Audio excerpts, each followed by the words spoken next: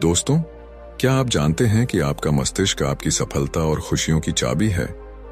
अगर हमारा दिमाग मजबूत है तो हम बड़े से बड़े फैसले आसानी से ले सकते हैं और हर मुश्किल का डटकर सामना कर सकते हैं।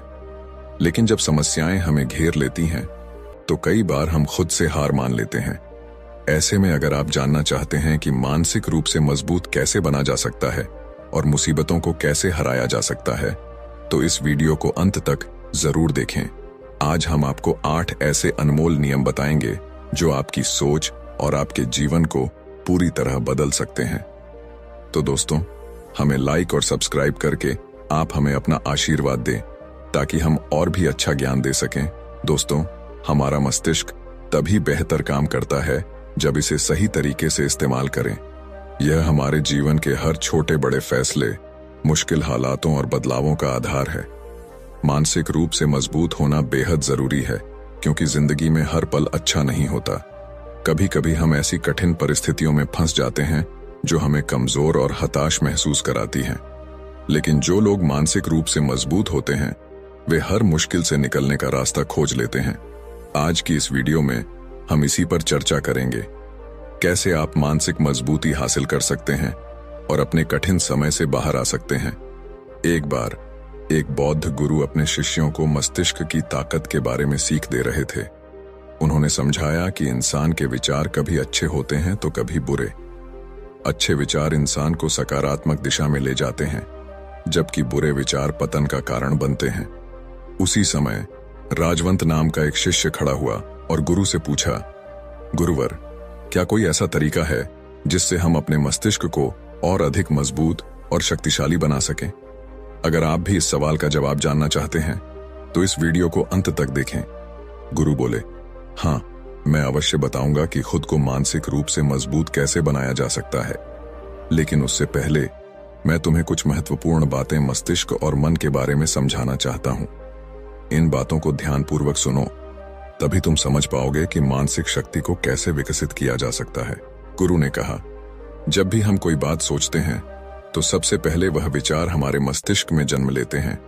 उसके बाद उसी विचार के अनुसार हमारा पूरा शरीर प्रतिक्रिया करता है। उदाहरण के लिए, अगर आप दुखद बातें सोचते हैं तो आप महसूस करेंगे कि आपका शरीर धीरे धीरे कमजोर और सुस्त होने लगता है। आपकी ऊर्जा कम होने लगती है। लेकिन इसके विपरीत, जब आप प्रेरणादायक और उत्साहजनक बातें सोचते हैं तो आपके अंदर असीमित ऊर्जा का प्रवाह होने लगता है। आप न केवल ऊर्जावान महसूस करते हैं बल्कि आपके चेहरे और शरीर की हर हरकत में यह झलकने लगता है। गुरु ने आगे कहा, जब आप खुश होते हैं तो आपके शरीर में अद्भुत ऊर्जा का संचार होता है। ऐसा लगता है मानो आपका पूरा अस्तित्व खिल उठा हो। इसका कारण यह है कि आपने अपने मस्तिष्क में सकारात्मक और जोश भरे विचारों को जन्म दिया।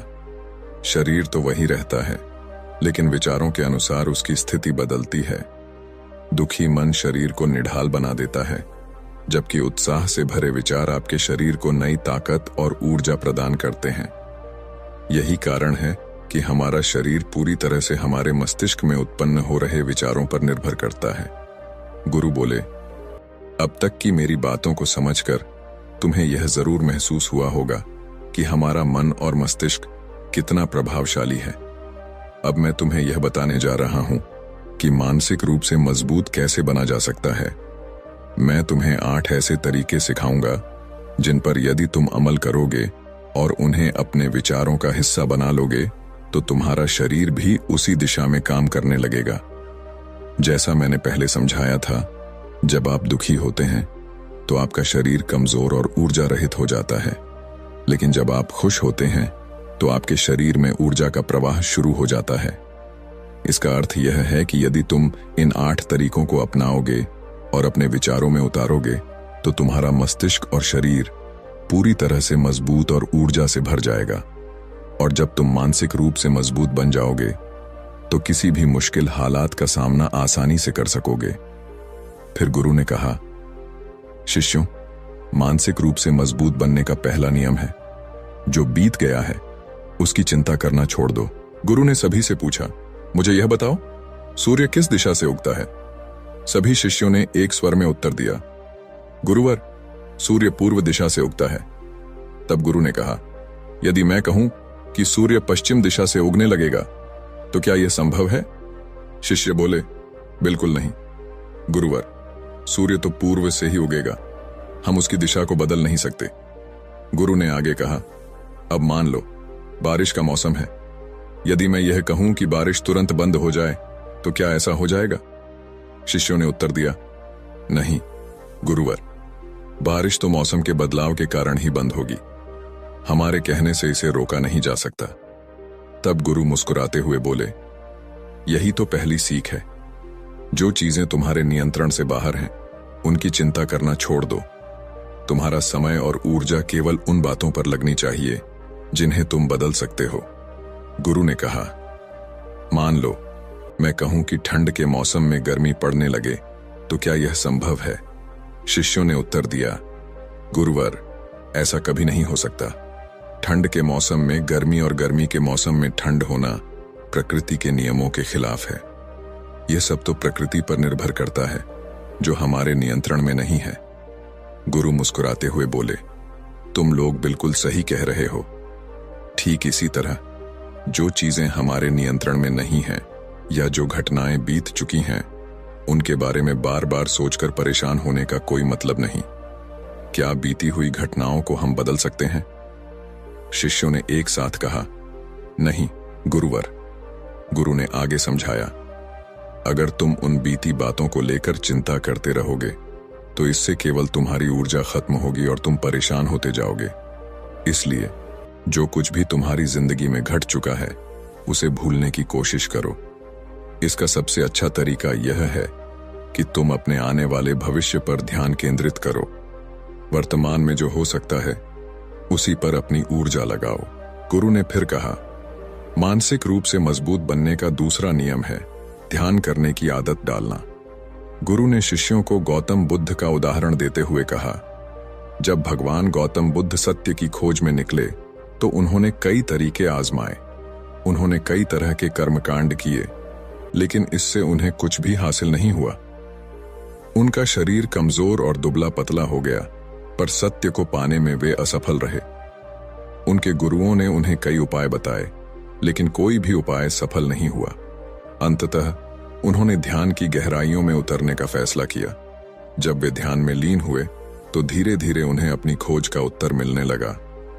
गुरु ने आगे कहा, ध्यान के माध्यम से गौतम बुद्ध ने अपने सभी विचारों पर विजय प्राप्त की। उन्होंने अपनी हर भावना पर नियंत्रण पाया, पाप के मार्ग को हराया और काम वासना पर भी विजय पाई। यह सब ध्यान की गहरी अवस्था में संभव हुआ। कई दिनों तक ध्यान की अवस्था में रहने से उनका मन और मस्तिष्क पूरी तरह शांत हो गया। इसी शांत मस्तिष्क ने उन्हें सत्य के मार्ग पर आगे बढ़ने में मदद की। गुरु ने कहा, ध्यान करने से हमारा मन स्थिर और शांत हो जाता है। जब हम किसी चीज पर ध्यान केंद्रित करते हैं तो हमारे विचार स्पष्ट होते हैं और हम सही दिशा में आगे बढ़ पाते हैं। इसलिए ध्यान को अपनी दिनचर्या का हिस्सा बनाओ। गुरु ने कहा, जब हम ध्यान करते हैं तो हमारा पूरा ध्यान उसी एक चीज पर केंद्रित हो जाता है। हमारा दिमाग इधर उधर नहीं भटकता और हम हर चीज को स्पष्टता के साथ समझने लगते हैं। ध्यान ही वह तरीका है जो न केवल हमारे मस्तिष्क को शांत करता है बल्कि इसे मजबूत भी बनाता है। गुरु ने बौद्ध भिक्षुओं का उदाहरण देते हुए कहा, बौद्ध भिक्षु हमेशा ध्यान की प्रक्रिया पर जोर देते हैं। वे कई घंटे ध्यान में बैठे रहते हैं, जिससे उनका मन और मस्तिष्क पूरी तरह शांत रहता है। जब मन शांत होता है तो विचार भी स्पष्ट होते हैं। एक शांत मन ही सही निर्णय लेने और समस्याओं का समाधान करने में सक्षम होता है। यही कारण है कि ध्यान करने वाला व्यक्ति मानसिक रूप से मजबूत होता चला जाता है। गुरु ने आगे समझाया, ध्यान के माध्यम से आप अपनी वासनाओं पर भी नियंत्रण पा सकते हैं। ध्यान आपको शक्ति देता है कि आप अपनी इच्छाओं को अपनी मर्जी के अनुसार नियंत्रित कर सकें। ध्यान ही वह माध्यम है जो आपके मन और मस्तिष्क को हर तरीके से सशक्त बनाता है। इसके बाद गुरु ने कहा, मानसिक रूप से मजबूत बनने का तीसरा नियम है, बहुत ज्यादा उम्मीद मत रखना। गुरु ने कहा, तुम सबको यह समझना होगा कि तुमने इस संसार में अपनी मर्जी से जन्म लिया है। तुमने अपने कर्मों के आधार पर अपना गर्भ चुना है, लेकिन जैसे ही इंसान जन्म लेता है वह इस बात को भूल जाता है कि उसे जीवन में क्या करना है और क्या नहीं। वह संसार की मोह माया में उलझ जाता है और अपनी असली पहचान खो देता है। यही वजह है कि वह दूसरों से बहुत ज्यादा उम्मीदें लगाने लगता है। गुरु ने समझाया, जितनी ज्यादा उम्मीदें किसी व्यक्ति या वस्तु से रखोगे उतना ही अधिक दुख तुम्हें उन्हीं से मिलेगा। अगर कोई तुम्हारी उम्मीदों पर खरा नहीं उतरा तो सबसे ज्यादा तकलीफ तुम्हें उसी से होगी, क्योंकि जब उम्मीद टूटती है तो दुख गहरा होता है। इसलिए इस संसारिक जीवन में किसी भी व्यक्ति या चीज से अत्यधिक उम्मीदें मत रखो। यही तुम्हारे मानसिक शांति और मजबूती का आधार होगा। तभी एक शिष्य खड़ा होकर पूछता है, हे गुरुवर, बिना उम्मीद के जीवन कैसे जिया जा सकता है? हम सभी के मन में कुछ न कुछ लक्ष्य और इच्छाएं होती हैं। हम सबके मन में रहता है कि हमें यह करना है, वह पाना है। क्या उम्मीद और इच्छाएं रखना गलत है? गुरु मुस्कुराए और बोले, इस प्रश्न का उत्तर मैं आगे दूंगा, लेकिन सबसे पहले यह समझो कि उम्मीदों का बोझ तुम्हारे मानसिक और भावनात्मक स्वास्थ्य को कैसे प्रभावित करता है। गुरु ने शिष्यों की बात सुनकर कहा, बिना उम्मीदों के जीवन जीना मुश्किल है, लेकिन सही प्रकार की उम्मीदें ही आपको सफलता की ओर ले जाएंगी।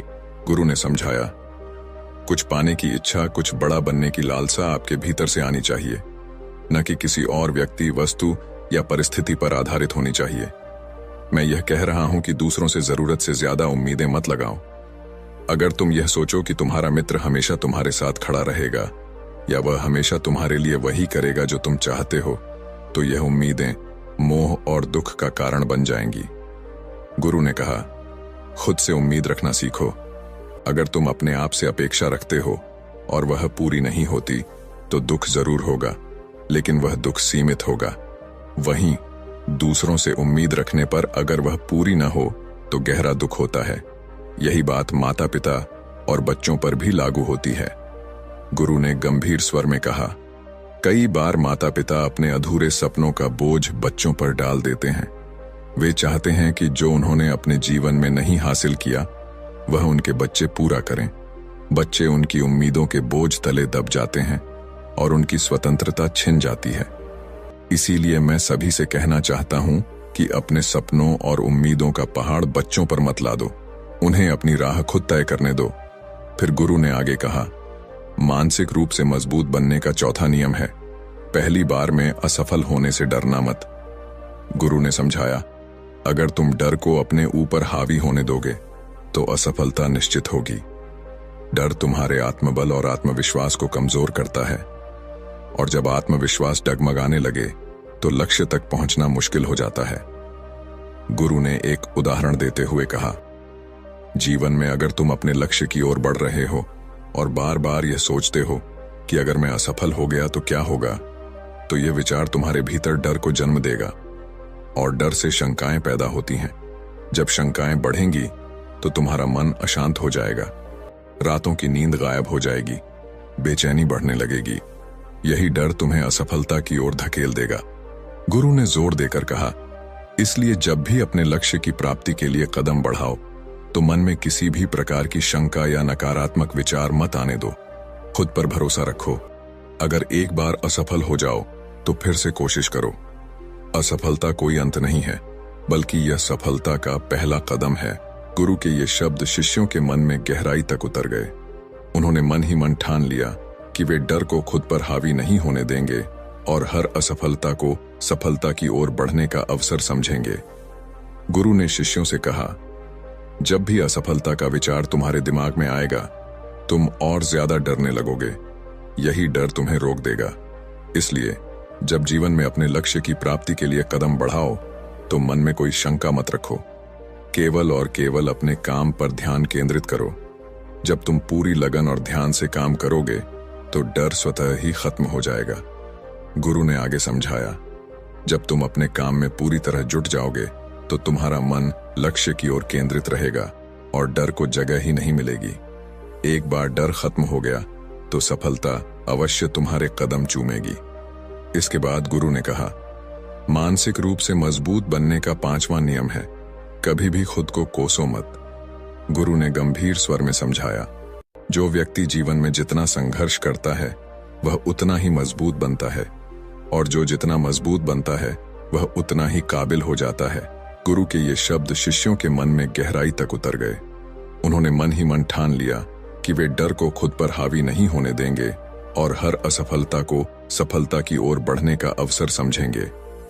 गुरु ने शिष्यों से कहा, जब भी असफलता का विचार तुम्हारे दिमाग में आएगा, तुम और ज्यादा डरने लगोगे।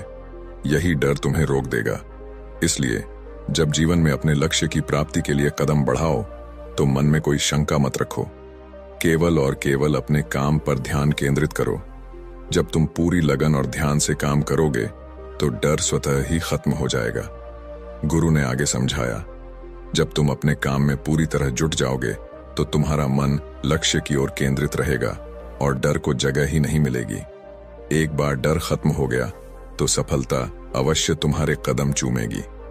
इसके बाद गुरु ने कहा, मानसिक रूप से मजबूत बनने का 5वां नियम है, कभी भी खुद को कोसो मत।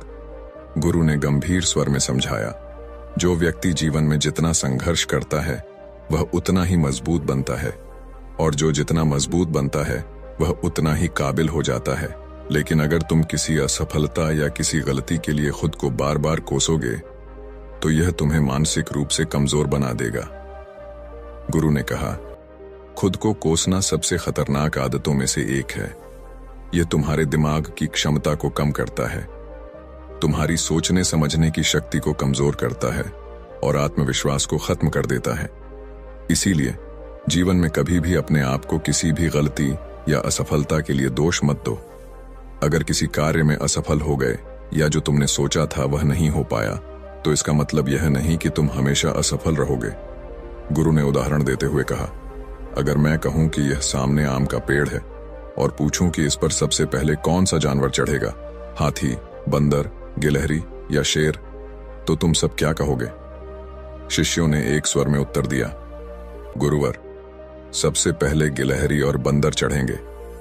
गुरु ने मुस्कुराते हुए कहा, ठीक कहा, क्योंकि हाथी या शेर का पेड़ पर चढ़ना संभव नहीं है। इसका मतलब यह नहीं कि हाथी और शेर कमजोर हैं। हर व्यक्ति, हर जीव अपने स्वभाव और क्षमताओं के अनुसार ही कार्य करता है। उसी प्रकार तुमसे अगर कोई काम नहीं हुआ या किसी और ने तुम्हारी अपेक्षा बेहतर कर लिया, तो इसका यह मतलब नहीं कि तुम कमजोर हो। यह सिर्फ इस बात का संकेत है कि तुम किसी और चीज में बेहतर हो। गुरु ने अंत में कहा, खुद को कोसने की बजाय अपनी क्षमताओं को पहचानो और आगे बढ़ो। जो बीत गया है उसे भुलाकर आने वाले समय पर ध्यान केंद्रित करो। यही मानसिक रूप से मजबूत बनने का असली मार्ग है। शिष्य गुरु के इन शब्दों से प्रेरित होकर ठान लेते हैं कि अब वे अपनी गलतियों के लिए खुद को दोषी नहीं ठहराएंगे, बल्कि उनसे सीख लेकर आगे बढ़ेंगे। गुरु ने शिष्यों से कहा, अगर हाथी यह सोचे कि वह पेड़ पर क्यों नहीं चढ़ सकता और खुद को कोसने लगे, तो क्या यह सही होगा? शिष्य ने उत्तर दिया, गुरुवर, यह तो गलत होगा, क्योंकि हाथी तो कभी भी पेड़ पर चढ़ने के लिए बना ही नहीं है। गुरु ने मुस्कुराते हुए कहा, बिल्कुल सही। हर जीव, हर व्यक्ति अपनी क्षमताओं और स्वभाव के अनुसार कार्य करता है। ठीक इसी प्रकार हर इंसान की अपनी विशेषता होती है। कोई किसी काम में माहिर होता है तो कोई किसी और काम में। हमें यह समझना चाहिए कि जरूरी नहीं है कि जो काम दुनिया कर रही है वही हम भी करें। तुम अपनी प्रतिभा और क्षमता को पहचानो और उसी के अनुसार कार्य करो। अगर तुम अपनी क्षमताओं के हिसाब से काम करोगे तो सफलता तुम्हारे कदम जरूर चूमेगी। गुरु ने आगे कहा, मानसिक रूप से मजबूत बनने का 6वां नियम है, अपनी ऊर्जा को व्यर्थ में बर्बाद मत करो। गुरु ने गंभीरता से समझाया, तुम सबके पास अभी बहुत ऊर्जा है, लेकिन ध्यान रखना, अगर तुम इस ऊर्जा को गलत कार्यों या गलत लोगों पर बर्बाद करोगे तो यह तुम्हें बर्बादी की ओर ले जाएगी। इसीलिए अपनी ऊर्जा को सही दिशा में लगाओ। अपने लक्ष्य पर पूरी ऊर्जा के साथ ध्यान केंद्रित करो। जब तुम अपनी ऊर्जा को लक्ष्य प्राप्ति में लगाओगे तो सफलता निश्चित होगी, लेकिन अगर ऊर्जा बिखरने लगेगी तो तुम कभी भी अपने उद्देश्य को प्राप्त नहीं कर पाओगे। गुरु ने शिष्यों को चेताया, अपनी ऊर्जा को व्यर्थ की चीजों में खर्च करने से बचो। इसे ऐसे कार्यों में लगाओ जो तुम्हारे विकास और सफलता के लिए महत्वपूर्ण है। गुरु ने फिर 7वें नियम की ओर ध्यान दिलाते हुए कहा, मानसिक रूप से मजबूत बनने का 7वां नियम है, सुनो सबकी लेकिन करो अपने मन की। उन्होंने समझाया, शिष्यों, सबसे पहले यह पहचानो कि तुम्हारी अपनी क्षमता क्या है। अगर तुम्हें अपनी क्षमताओं का ज्ञान है तो उसी के अनुसार कार्य करो। भले ही दुनिया के लाखों लोग कहें कि तुम यह काम नहीं कर सकते, पर तुम उनकी बातों पर भरोसा मत करना। तुम्हारा शरीर, तुम्हारा मन और तुम्हारी क्षमता तुम्हारी अपनी है और तुम्हारे बारे में सबसे ज्यादा तुम ही जानते हो। कोई और व्यक्ति तुम्हें तुम्हारे से बेहतर नहीं जान सकता। गुरु ने जोर देकर कहा, अगर तुम्हें अपनी क्षमता का पता है तो उसी के अनुसार कार्य करो। कुछ लोग किसी कार्य को जल्दी कर लेते हैं तो कुछ को समय लगता है, लेकिन इसका मतलब यह नहीं कि कोई कमजोर है। हर व्यक्ति का अपना तरीका और अपनी गति होती है। इसलिए दूसरों की सुनो, लेकिन अंत में वही करो जो तुम्हें सही लगे और जो तुम्हारी क्षमता के अनुकूल हो। गुरु के ये शब्द सुनकर शिष्य प्रेरित हुए और उन्होंने ठान लिया कि वे अपनी ऊर्जा को सही दिशा में लगाएंगे और अपने मन की बात सुनकर अपनी क्षमताओं के अनुसार ही कार्य करेंगे।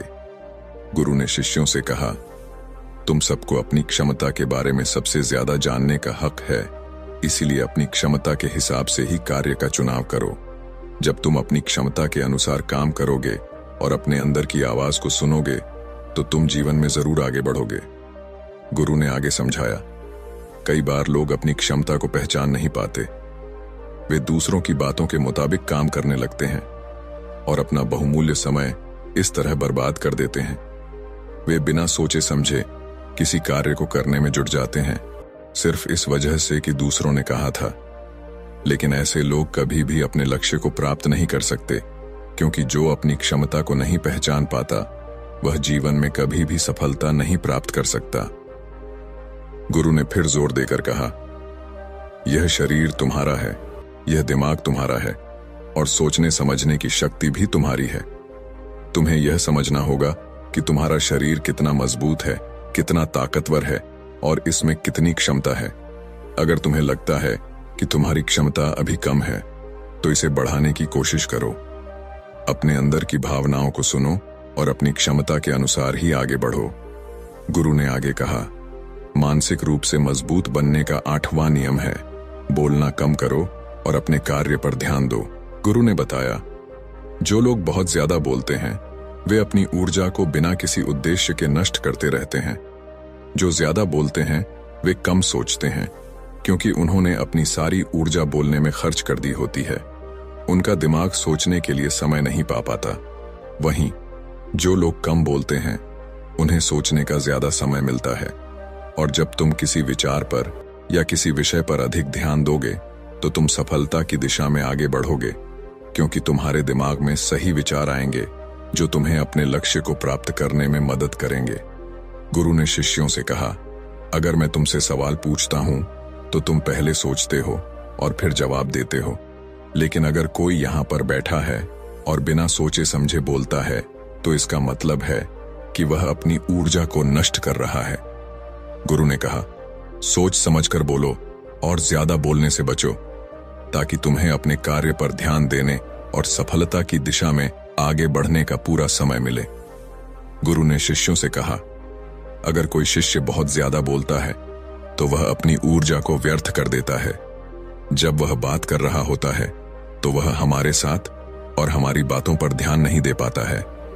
यदि हम उससे प्रश्न पूछेंगे तो वह शायद गलत उत्तर देगा, क्योंकि उसने अपनी ऊर्जा बोलने में ही लगा दी होगी।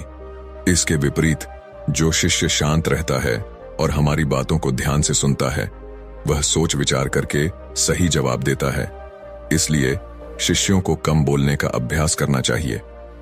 गुरु ने बताया, जब तुम कम बोलने का अभ्यास करोगे तो तुम किसी भी विषय या विचार पर ज्यादा ध्यान दे पाओगे, और जब तुम अच्छे से सोच सकोगे तो समस्या का समाधान जरूर निकलेगा। कम बोलने से तुम्हारी ऊर्जा भी बचती है और इस ऊर्जा का उपयोग तुम सोचने में कर सकते हो। गुरु ने शिष्यों को समझाया, यह थे मानसिक रूप से मजबूत बनने के 8 नियम। अगर तुम इन 8 नियमों का पालन यकीन के साथ अपनी जिंदगी में करते हो तो तुम मानसिक रूप से बेहद मजबूत बनोगे। फिर कोई भी परेशानी या रुकावट तुम्हारी जिंदगी में नहीं आएगी। कोई भी समस्या आएगी तो तुम उसका डट कर सामना कर पाओगे। गुरु की बातों को सुनकर सभी शिष्य उनका कोटि कोटि नमन करते हैं और समझ जाते हैं कि ये 8 नियम उनके जीवन में कितने फायदेमंद साबित होंगे। वे गुरु को प्रणाम करते हैं और उस दिन की शिक्षा पूरी होती है। सभी शिष्य अपने आश्रम की ओर लौटते हैं।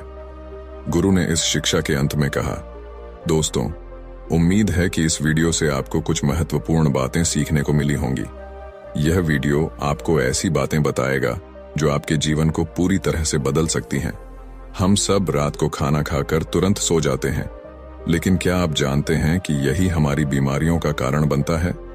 गुरु ने आगे बताया, हमारे शरीर में 80% बीमारियां इस आदत की वजह से होती हैं। हम खुद ही अपनी बीमारियों को आमंत्रित करते हैं। गुरु ने शिष्यों को जीवन के कुछ और महत्वपूर्ण पहलुओं के बारे में बताया और उनकी शिक्षा इस तरह समाप्त हुई जो उनके जीवन में गहरे बदलाव लाने वाली थी। गुरु ने शिष्यों से कहा, बच्चों, क्या आप सभी को यह पता है कि हम लंबे समय तक स्वस्थ कैसे रह सकते हैं? शिष्यों ने उत्तर दिया, गुरुदेव, हमें इस बारे में जानकारी नहीं है। कृपया हमें इसके बारे में विस्तार से बताइए। गुरु मुस्कुराए और बोले, एक छोटा सा नियम है जिसे यदि हम अपने जीवन में अपनाते हैं तो हम अनेकों बीमारियों से बच सकते हैं, और यह नियम है, रात को पेट भरकर खाना खाने से बचो। गुरु ने आगे कहा, जब हम रात को बहुत अधिक खाना खाते हैं तो वह हमारे शरीर पर बहुत बुरा असर डालता है।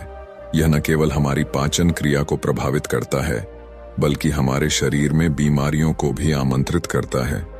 अगर हम रात को सोते समय खाली पेट होते हैं तो हमारे शरीर में ढेर सारी सकारात्मक बदलाव हो सकते हैं। शिष्य हैरान होकर गुरु से पूछते हैं, गुरुदेव, आप कह रहे हैं कि हम रात को खाली पेट सोएं, लेकिन क्या इससे कोई फायदा होगा? गुरु ने जवाब दिया, हाँ, बिल्कुल।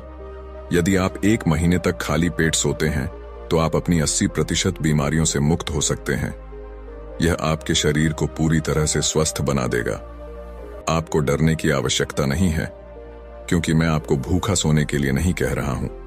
बस इतना ही कि रात को सोने से पहले आपका पेट खाली होना चाहिए। गुरु ने समझाया, जब आप पेट भर कर सोते हैं तो आपका शरीर भोजन को पचाने में व्यस्त रहता है और इस दौरान शरीर में सुधार या रिपेयरिंग की प्रक्रिया नहीं हो पाती। लेकिन अगर आप खाली पेट सोते हैं तो शरीर खुद को रिपेयर करने का काम शुरू कर देता है। यह आपके पाचन तंत्र को आराम देने के साथ साथ आपके शरीर के अन्य हिस्सों में भी सुधार करता है। गुरु ने शिष्यों को और भी विस्तार से समझाया, अगर आप यह नियम 1 महीने तक पालन करेंगे तो आप देखेंगे कि आपकी ऊर्जा स्तर में वृद्धि होगी, आपकी नींद में सुधार होगा और आप खुद को ज्यादा ताजगी महसूस करेंगे। ये छोटे बदलाव आपके जीवन को लंबा और स्वस्थ बना सकते हैं। गुरु की बातें सुनकर शिष्य समझ गए कि यह ज्ञान उनके लिए बहुत महत्वपूर्ण है और वे इसे अपने जीवन में जरूर अपनाएंगे। गुरु ने फिर कहा, दोस्तों, अगर आपने इस वीडियो को अधूरा छोड़ दिया तो आप एक ऐसी जानकारी से वंचित रह जाएंगे जो आपके जीवन को बदल सकती थी। इसलिए इस कहानी को अंत तक जरूर देखिए और हाँ, चैनल को सब्सक्राइब करना न भूलें और वीडियो को लाइक करें। तो आगे बढ़ता है कहानी के कहानी ध्यान से सुनना। गुरु ने शिष्यों से कहा, बच्चों, तुम्हें यह समझना बहुत जरूरी है कि हमारे शरीर में एक प्राण शक्ति होती है जो हमारे सभी कार्यों को संपादित करती है। जब हम भोजन करते हैं तो यह प्राण शक्ति हमारे भोजन को पचाने में लग जाती है, और जब हम किसी मानसिक कार्य में लगे होते हैं तो यह प्राण शक्ति हमारे दिमाग की सक्रियता को बढ़ाती है। गुरु ने आगे कहा, यह प्राण शक्ति हमारे शरीर की ऊर्जा का मुख्य स्रोत है और यदि हम इसे सही तरीके से प्रयोग करते हैं तो यह हमारे शरीर को स्वस्थ और मजबूत बना सकती है। लेकिन अगर हम रात को ज्यादा खाना खाते हैं तो हमारी प्राण शक्ति का अधिकांश भाग भोजन को पचाने में लग जाता है और हमारे शरीर में सुधार या ऊर्जा का पुनर्निर्माण नहीं हो पाता। गुरु ने फिर शिष्यों को बताया, अब तुम सोचो, यदि तुम रात को खाली पेट सोते हो तो तुम्हारी प्राण शक्ति पूरी तरह से स्वतंत्र हो जाती है और यह तुम्हारे शरीर की मरम्मत करने, ऊर्जा को पुनः भरने और तुम्हारी सेहत को बेहतर बनाने का काम करती है। यह शरीर को स्वस्थ रखने के लिए आवश्यक प्रक्रिया है और तुम देखोगे कि तुम धीरे धीरे ताकतवर, ऊर्जावान और युवा महसूस करने लगोगे। गुरु ने यह भी समझाया, यह नियम कठिन नहीं है बच्चों, यह एक साधारण तरीका है जिसे तुम आसानी से अपना सकते हो। तुम्हें बस यह सुनिश्चित करना है कि रात को सोने से पहले तुम्हारा पेट खाली हो। तुम यह नहीं कह सकते कि यह तुम्हारे लिए मुश्किल है, क्योंकि यह एक छोटा सा कदम है जो तुम्हारी पूरी जीवन शैली को बदल सकता है। तभी एक शिष्य ने उत्सुकता से पूछा, गुरुदेव, क्या हम इसे धीरे धीरे शुरू कर सकते हैं? जैसे पहले दिन थोड़ी देर का उपवास रखकर फिर धीरे धीरे इसे आदत बना सकते हैं। गुरु मुस्कुराए और बोले, बिल्कुल, तुम इसे धीरे धीरे कर सकते हो। शुरुआत में अगर तुम्हारे लिए इसे अपनाना थोड़ा मुश्किल हो तो तुम धीरे धीरे शुरू कर सकते हो। पहले दिन तुम थोड़ा सा कम खा सकते हो, फिर अगले दिन और कम, और जल्द ही तुम महसूस करोगे कि तुम्हारा शरीर और मन इस आदत को अपनाने के लिए तैयार हो चुका है। गुरु ने फिर कहा, यह नियम एक तरह से तुम्हारे शरीर के लिए एक उपहार है। जब तुम अपनी प्राण शक्ति को भोजन पचाने में खर्च नहीं करते तो यह तुम्हारे शरीर को स्वस्थ, सक्रिय और युवा बनाए रखता है। इसलिए बच्चों, इस नियम का पालन करो और देखो कि कैसे तुम अपनी जीवन शक्ति को बढ़ा सकते हो और अपने शरीर को बीमारियों से बचा सकते हो। शिष्यों ने गुरु की बातों को ध्यान से सुना और वे समझ गए कि यह छोटा सा नियम उनके जीवन को बदल सकता है। वे सभी गुरु के प्रति आभारी थे और संकल्प लिया कि वे इस नियम का पालन करेंगे। गुरु ने फिर कहा, दोस्तों, अगर तुम इस नियम को अपनाते हो तो यह तुम्हारी जीवन शैली को पूरी तरह से बदल सकता है और तुम्हें यह जानकर खुशी होगी कि यह तुम्हारे शरीर को स्वस्थ रखने के लिए बहुत लाभकारी है। गुरु ने शिष्यों को समझाया, बच्चों, तुम्हें यह समझना बहुत जरूरी है कि प्राण शक्ति एक समय में केवल एक ही कार्य कर सकती है। जब हम भोजन करते हैं तो प्राण शक्ति भोजन को पचाने के लिए पूरी तरह से लग जाती है। यदि आप भोजन करने के तुरंत बाद गहरी सोच में डूब जाते हो तो इससे पाचन तंत्र पर नकारात्मक प्रभाव पड़ सकता है। प्राण शक्ति, जो भोजन को पचाने का काम कर रही थी, अब गहरे विचारों पर खर्च हो जाती है, जिससे पाचन सही से नहीं हो पाता। गुरु ने फिर कहा, अगर आप भोजन करने के बाद शारीरिक परिश्रम करते हो, जैसे तेज तेज चलना या दौड़ना, तो भी यही समस्या हो सकती है। प्राण शक्ति, जो पहले भोजन को पचाने में व्यस्त थी, अब शारीरिक कार्यों पर लग जाती है। यह पाचन क्रिया को कमजोर कर सकता है और शरीर को उचित ऊर्जा प्राप्त नहीं होती।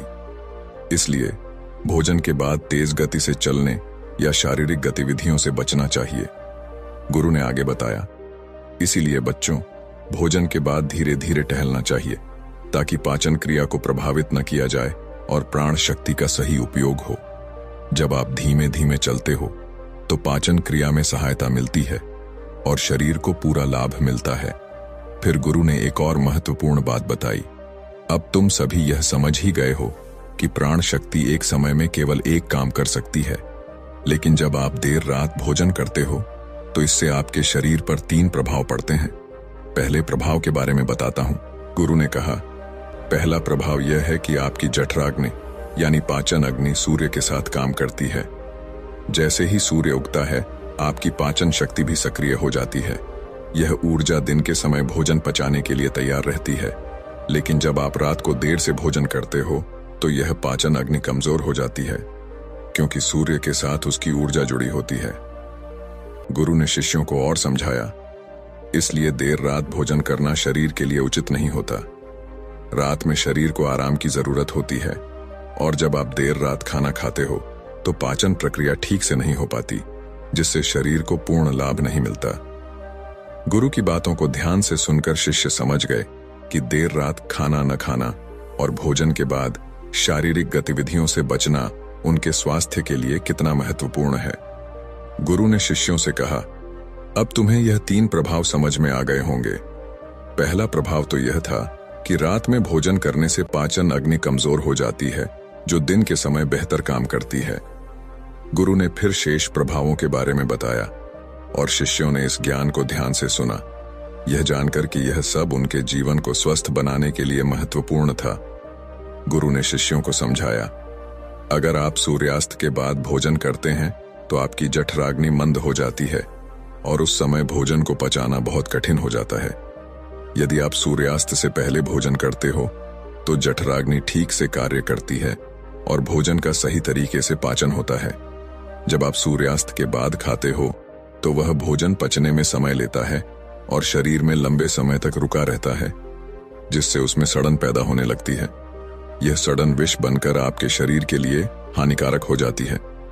गुरु ने कहा, इसलिए यदि आप सूर्यास्त से पहले हल्का भोजन करें तो यह आपके शरीर के लिए बहुत लाभकारी रहेगा और पाचन प्रक्रिया सही से काम करेगी। फिर गुरु ने तीसरे प्रभाव के बारे में बताया। जब आप भोजन करने के तुरंत बाद सोने चले जाते हो तो प्राण शक्ति जो आपके शरीर की मरम्मत में मदद करती है, वह भोजन को पचाने में पूरी तरह से व्यस्त हो जाती है। इससे शरीर में मरम्मत की प्रक्रिया रुक जाती है। गुरु ने कहा, आपकी प्राण शक्ति एक समय में एक ही कार्य कर सकती है। जब आप तुरंत सोने चले जाते हो तो प्राण शक्ति पाचन में लग जाती है और शरीर की मरम्मत नहीं हो पाती है। लंबे समय तक ऐसा होने पर शरीर में कई बीमारियां उत्पन्न हो सकती हैं। गुरु ने शिष्यों से कहा, आपको यह समझना है कि भोजन के बाद सोने से बचना चाहिए ताकि शरीर में मरम्मत की प्रक्रिया जारी रह सके। यही कारण है कि जब आप सोने से पहले खाना खाते हो तो प्राण शक्ति भोजन को पचाने में व्यस्त हो जाती है और शरीर को ठीक से आराम और मरम्मत नहीं मिल पाती। फिर गुरु ने एक और महत्वपूर्ण प्रभाव बताया। तीसरा प्रभाव यह है कि जब आप भोजन करके तुरंत सो जाते हो तो दिमाग और शरीर के बीच विरोधाभास पैदा हो जाता है। दिमाग चाहता है कि उसे नींद मिले, लेकिन पाचन तंत्र सक्रिय रहता है और उसे काम करने के लिए समय चाहिए। इस स्थिति में नींद गहरी नहीं हो पाती है और शरीर को आराम नहीं मिलता। गुरु ने कहा, इसका परिणाम यह होता है कि आप भले ही 7 घंटे या 8 घंटे सोते हो, लेकिन सुबह उठने में कठिनाई होती है। आप दिन भर थका हुआ महसूस करते हो और ऊर्जा की कमी महसूस करते हो। यह सब इस कारण होता है कि नींद गहरी नहीं हो पाती है और शरीर को पूरा आराम नहीं मिलता है। गुरु ने शिष्यों से कहा, तो बच्चों, यह सब प्रभाव हमारे शरीर पर होते हैं जब हम भोजन के तुरंत बाद सोने जाते हैं। इसलिए आपको यह समझना चाहिए कि भोजन करने के बाद थोड़ा समय जागते रहना चाहिए ताकि पाचन प्रक्रिया पूरी हो सके और शरीर को पूरी नींद और आराम मिल सके। गुरु ने शिष्यों से कहा, जब आप भोजन करते हैं और फिर सोने जाते हैं तो आपकी प्राण शक्ति पाचन पर पूरी तरह से केंद्रित हो जाती है। इस कारण शरीर की मरम्मत का कार्य नहीं हो पाता। पूरी रात प्राण शक्ति भोजन को पचाने में लगी रहती है और जब आप सुबह उठते हैं तो आप फिर से कुछ खाते हैं। इससे आपकी प्राण शक्ति बार बार पाचन कार्य में ही लगी रहती है और शरीर के अन्य महत्वपूर्ण कार्य मंद पड़ जाते हैं। यह स्थिति शरीर के लिए हानिकारक है।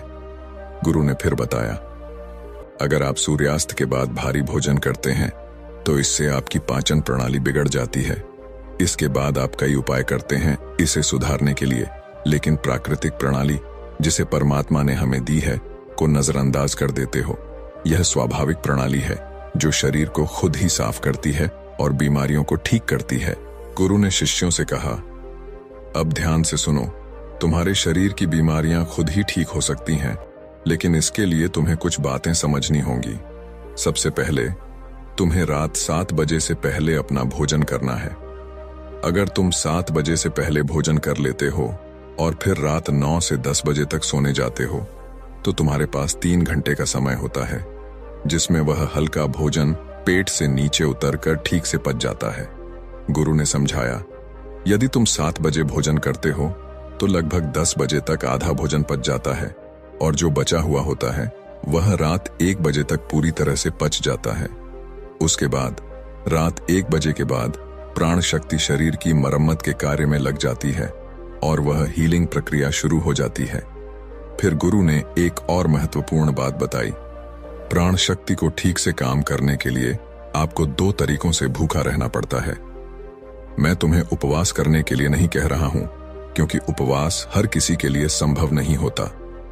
मैं तुम्हें अर्ध उपवास या प्रातःकालीन उपवास करने की सलाह दे रहा हूं। इस उपवास में आपको 16 घंटे का उपवास रखना होता है।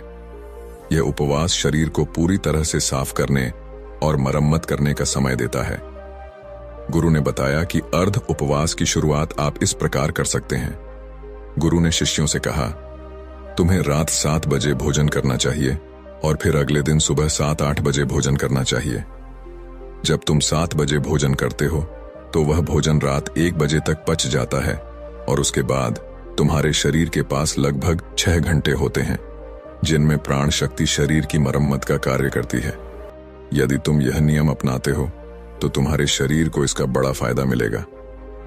गुरु ने आगे कहा, अगर तुम रात 9 या 10 बजे भोजन करते हो तो तुम्हें इस नियम को बदलकर 7 बजे भोजन करना शुरू कर देना चाहिए।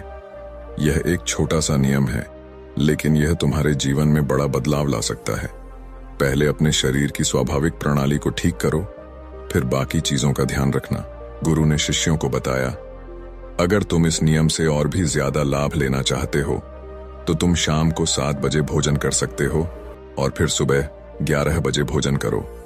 इस प्रकार तुम्हारे शरीर को 16 घंटे का समय मिलेगा जिसमें वह भोजन को पचाने के बाद रिपेयरिंग का काम शुरू कर देगा। जब तुम अपने शरीर को आराम देते हो, पाचन तंत्र को रिलैक्स होने देते हो और प्राण शक्ति को अपना कार्य करने देते हो, तो यह प्राण शक्ति पूरे शरीर को प्रभावित करेगी और तुम्हारे पूरे सिस्टम को ठीक करेगी।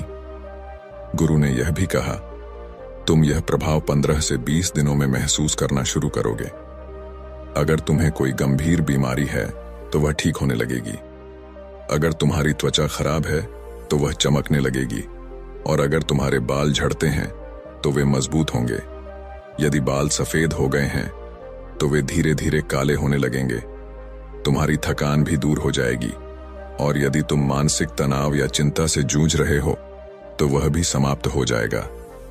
गुरु ने अंत में कहा, जो विद्यार्थी पढ़ाई करते हैं लेकिन उन्हें याद नहीं रहता, उनके लिए भी यह नियम फायदेमंद होगा, क्योंकि जब प्राण शक्ति पूरी तरह से पाचन पर केंद्रित रहती है तो वह दिमाग तक नहीं पहुंच पाती, जिससे याददाश्त प्रभावित होती है।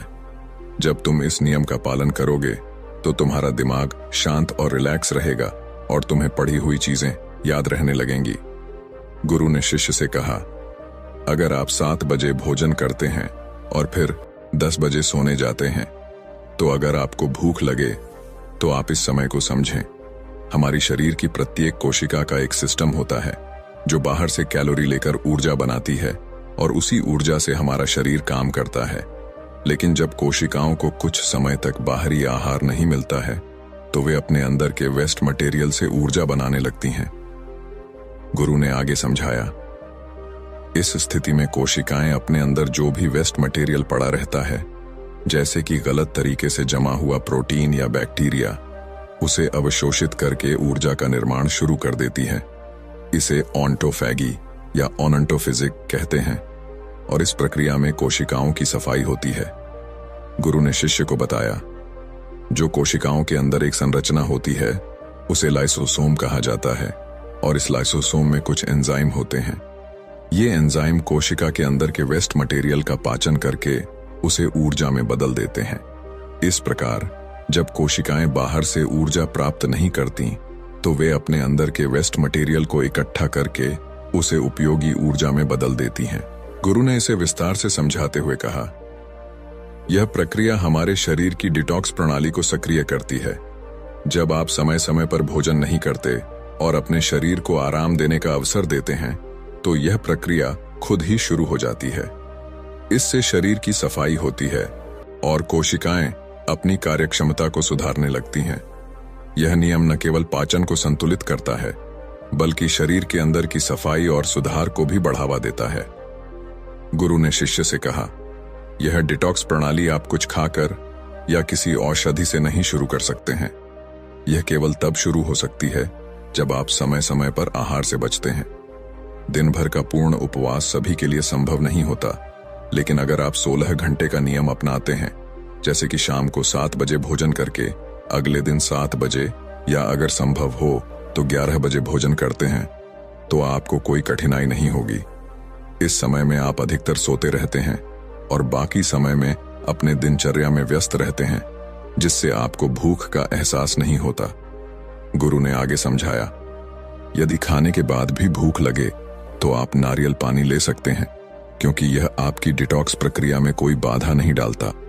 इसके साथ आप एक और उपाय कर सकते हैं, जिससे आपकी भूख पर भी प्रभाव पड़ेगा और आपकी डिटॉक्स प्रक्रिया भी बेहतर हो सकेगी। फिर गुरु ने शिष्य से कहा, अब तुम्हारे मन में एक और सवाल उठ रहा होगा। जब हम बुद्धिमान व्यक्तियों और गुरुदेव की बातें सुनते हैं तो वे कहते हैं कि संसार जीवन मोह और माया से भरा हुआ है। हमारे रिश्ते, धन, इच्छाएं, यह सब माया का खेल है। जीवन का असली लक्ष्य तो मोक्ष है, मुक्ति है। हमें आध्यात्मिक जीवन की ओर बढ़ना चाहिए।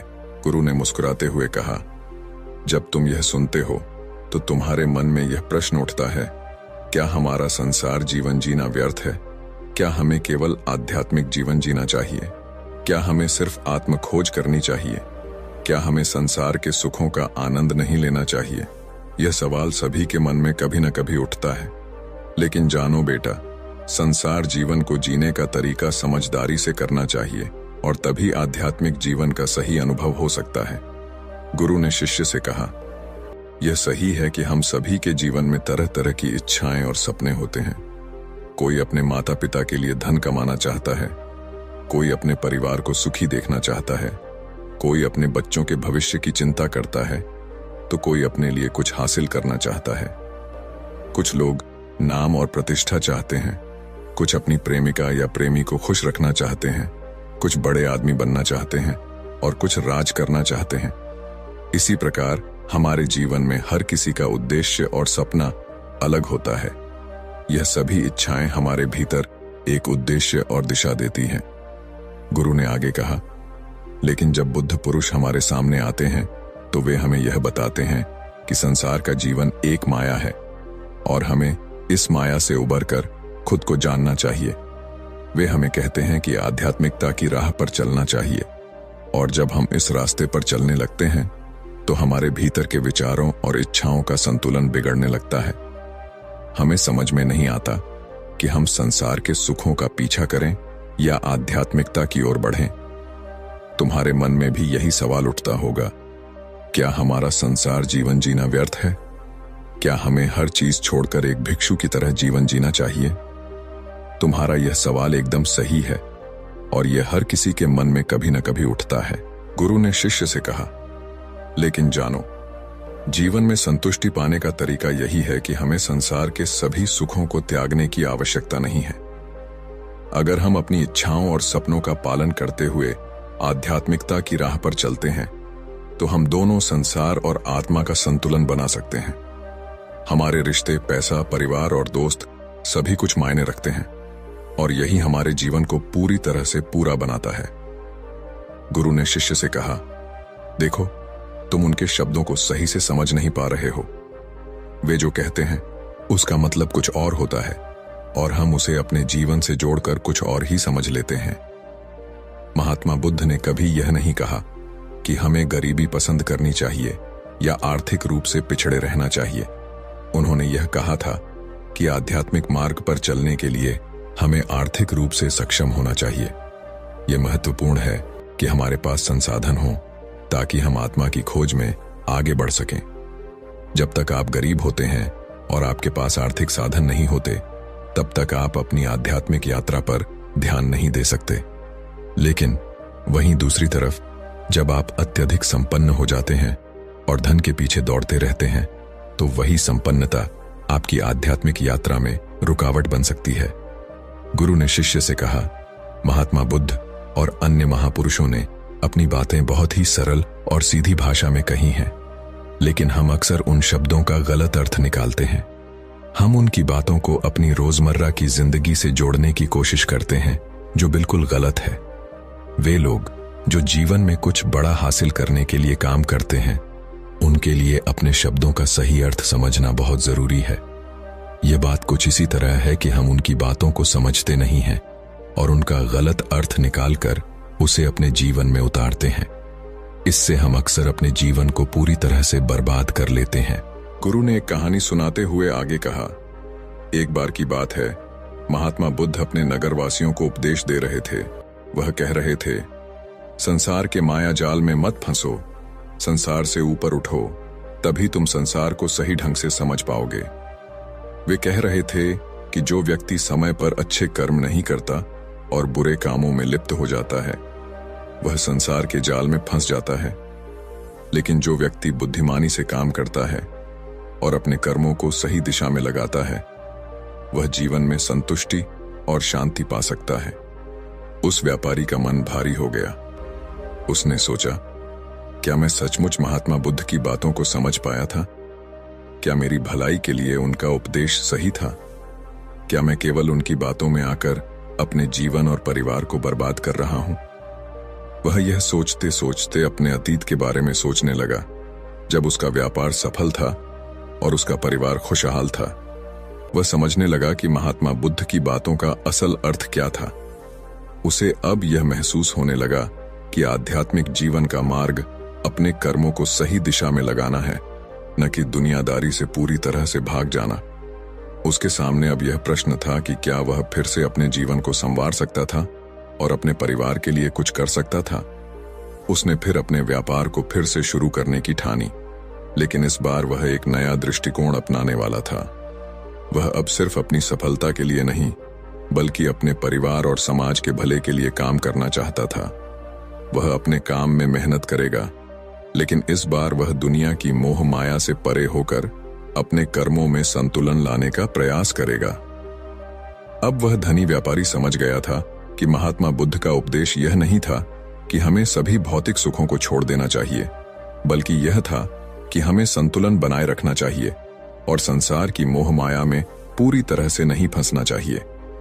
उसे यह एहसास हुआ कि आत्मा की खोज करने के लिए भी हमें अपने जीवन की जिम्मेदारियों को समझना और निभाना होता है। उसे लगा कि अगर वह अपने कर्मों को सही दिशा में लगाए और परिवार के लिए भी जिम्मेदारी समझे, तो वह संतुष्टि और शांति पा सकता है। उसने फिर से अपने व्यापार को सही तरीके से चलाना शुरू किया और अपने परिवार के साथ जीवन में संतुलन बनाकर खुशी पाई। महात्मा बुद्ध ने उस व्यापारी की बातों को ध्यान से सुना और चुपचाप उसका आक्रोश सहन किया।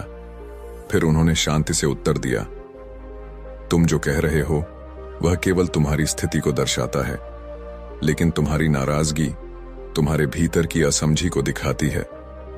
जीवन की सच्चाई केवल धन या भौतिक सुख में नहीं है, बल्कि वह हमारे भीतर है। तुमने जो किया वह एक भूल थी, पर यह तुम्हारी सीख का हिस्सा है। तुम्हारी मुसीबतें तुम्हारे कर्मों का परिणाम है, लेकिन इसका यह मतलब नहीं है कि तुम्हारा जीवन व्यर्थ है।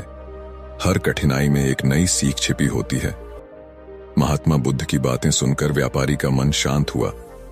वह सोचने लगा, क्या सचमुच मैंने अपनी कठिनाइयों को अपने कर्मों का परिणाम समझकर इसे सहन किया है? क्या मैं अपनी जिंदगी में फिर से सही दिशा पा सकता हूं? बुद्ध ने फिर उसे एक उदाहरण दिया। मान लो तुम एक यात्रा पर हो, रास्ते में तुम गिरते हो, घाव भी लगते हैं, लेकिन क्या इसका मतलब है कि तुम्हें अपनी यात्रा छोड़ देनी चाहिए? क्या तुम हर बार गिरने के बाद अपनी यात्रा को छोड़ दोगे? व्यापारी को बुद्ध के शब्दों का अर्थ समझ में आने लगा। वह समझने लगा कि जीवन में मुसीबतें आना स्वाभाविक हैं और वह अपने जीवन में सिर्फ भौतिक सुखों के पीछे नहीं भाग सकता। असली सुख और शांति तभी मिल सकती है जब वह अपनी कठिनाइयों को समझे और उन्हें जीवन के एक भाग के रूप में स्वीकार करे। वह अब यह समझ चुका था कि महात्मा बुद्ध का उपदेश यह नहीं था कि हमें पूरी तरह से भौतिक सुखों को त्याग देना चाहिए, बल्कि यह था कि हमें संतुलन बनाए रखना चाहिए। जीवन में संतुलन और आत्मनिरीक्षण ही असली शांति का मार्ग है। व्यापारी ने महात्मा बुद्ध से क्षमा मांगी और वचन लिया कि वह अपने कर्मों का पुनर्मूल्यांकन करेगा और जीवन में एक नया दृष्टिकोण अपनाएगा। उसने फिर से अपने परिवार के लिए काम करना शुरू किया, लेकिन अब वह संतुलन और समर्पण के साथ काम करता था, न कि केवल अपने भौतिक सुख के लिए।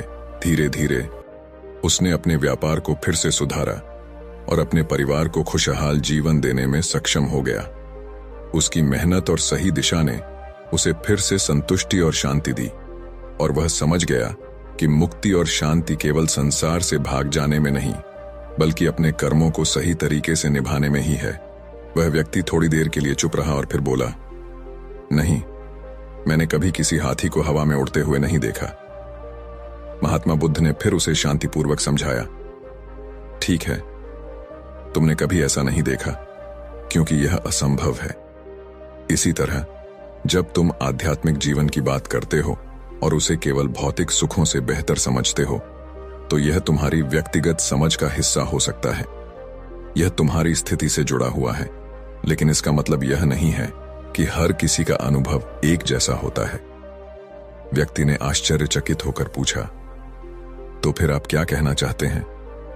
महात्मा बुद्ध ने गहरी सांस ली और कहा, मैं यह कहना चाहता हूं कि आध्यात्मिक जीवन का मतलब यह नहीं है कि हमें भौतिक सुखों का त्याग कर देना चाहिए या पूरी तरह से संसार से कट जाना चाहिए। असल में इसका उद्देश्य है आत्मा की सच्ची शांति की प्राप्ति, जो हमें किसी भी बाहरी स्थिति या परिस्थितियों से परे होती है। तुम्हारे पास जो भी था वह तुम्हारे कर्मों और तुम्हारे मन की स्थिति का परिणाम था। अगर तुमने अपनी स्थिति को समझा और उससे बाहर आने की कोशिश की, तो तुम्हारा आध्यात्मिक मार्ग वही है जो तुम्हें सही दिशा दिखाता है। व्यक्ति ने फिर पूछा, तो क्या आप कह रहे हैं कि जो मैं खो चुका हूं वह एक धोखा था? महात्मा बुद्ध ने उसे शांतिपूर्वक उत्तर दिया, नहीं बेटा, यह धोखा नहीं था। यह सिर्फ एक जीवन का अनुभव था। जो तुमने खोया वह तुम्हारे मन की इच्छा और उसके पीछे की भावनाओं का परिणाम था। जब हम किसी चीज के प्रति बहुत अधिक आसक्ति और मोह रखते हैं, तो वह चीज हमारे जीवन में हमारी शांति और सुख को छीन लेती है। लेकिन यदि हम अपनी इच्छाओं और मोह को नियंत्रित कर सकते हैं, तो हम अपने जीवन में सच्ची शांति और संतुलन पा सकते हैं। व्यक्ति ने अब महसूस किया कि महात्मा बुद्ध की बातें न केवल भौतिक सुखों से अलग थीं, बल्कि वे जीवन के गहरे अर्थ को समझने के लिए थीं। उसने सोचा, क्या सचमुच संसार और आध्यात्मिक जीवन दोनों को संतुलित करना संभव है? महात्मा बुद्ध ने फिर उसे समझाते हुए कहा, संसार में रहकर भी आत्मा की शांति पाई जा सकती है, लेकिन इसके लिए तुम्हें अपने भीतर की इच्छाओं और आकर्षणों को सही दिशा में मोड़ने की आवश्यकता है। जो कुछ भी तुमने खोया वह तुम्हारे जीवन का हिस्सा था, लेकिन तुम्हें अपने मन और आत्मा की शांति की ओर बढ़ने की जरूरत है। यही वास्तविक मुक्ति है। वह व्यक्ति अब महात्मा बुद्ध की बातों को समझने लगा और उसकी आंखों में एक नई आशा चमकने लगी। उसने सोचा, शायद यह मेरी जीवन की सच्ची दिशा है और मुझे अपने भीतर की शांति को खोजना चाहिए। महात्मा बुद्ध मुस्कुराते हुए उस व्यक्ति से कहते हैं, ठीक कहा तुमने, हर व्यक्ति मेहनत करता है और अपने परिवार का पालन पोषण करने के लिए धन कमाता है, लेकिन क्या तुमने कभी यह सोचा है कि यह जो पैसे वह कमाता है, क्या वह उसे सच्चे सुख के लिए लाता है? वह व्यक्ति थोड़ी देर के लिए चुप रहा और फिर बोला, क्या आप कहना चाहते हैं कि मेहनत से कमाए हुए पैसे से खुशी नहीं मिल सकती? महात्मा बुद्ध ने शांतिपूर्वक उत्तर दिया, बिल्कुल, मेहनत से कमाए पैसे से तुम्हें जरूर कुछ भौतिक सुख मिल सकते हैं, लेकिन क्या वह सुख स्थायी है? क्या तुम्हें यह लगता है कि केवल धन से ही तुम्हारे जीवन की सच्ची शांति मिल सकती है? वह व्यक्ति थोड़ा उलझन में था और फिर बोला, तो क्या हमें धन कमाने से भी परहेज करना चाहिए? महात्मा बुद्ध ने समझाते हुए कहा, धन कमाना गलत नहीं है, लेकिन धन के पीछे अपनी पूरी इच्छाओं और आकांक्षाओं को लगाना गलत है। अगर तुम केवल धन के लिए जीवन जीते हो, तो तुम असल में अपनी आत्मा की शांति खो बैठते हो। वास्तविक सुख तो तब आता है जब तुम अपनी इच्छाओं को नियंत्रित कर लेते हो और जीवन में संतुलन स्थापित करते हो। वह व्यक्ति अब और ध्यान से सुनने लगा। महात्मा बुद्ध ने आगे कहा, यह जो भिक्षा हम प्राप्त करते हैं वह कोई साधारण वस्तु नहीं है, यह हमारे अच्छे कर्मों का फल है।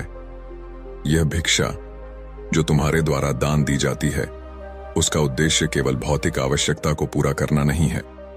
इसका उद्देश्य है आत्मा को शांति और संतुष्टि देना, जो तुम भौतिक चीजों से प्राप्त नहीं कर सकते। वह व्यक्ति अब समझने लगा और गहरे विचारों में खो गया। महात्मा बुद्ध ने फिर कहा, तुम अपने कर्मों को देखकर ही यह समझ पाओगे कि जीवन में असली सुख और शांति किसमें है। जो चीजें तुम खो चुके हो वे केवल भौतिक रूप से तुम्हारी इच्छाओं से जुड़ी थीं, लेकिन असली शांति और संतोष तो आत्मा की उन्नति में है। वह व्यक्ति अब महात्मा बुद्ध के शब्दों को समझने लगा था और उसकी आंखों में एक नई दिशा और आशा चमक रही थी। उसने मन ही मन निर्णय लिया कि अब वह अपने जीवन में संतुलन लाएगा और भौतिक और आध्यात्मिक दोनों पहलुओं को सही तरीके से समझेगा।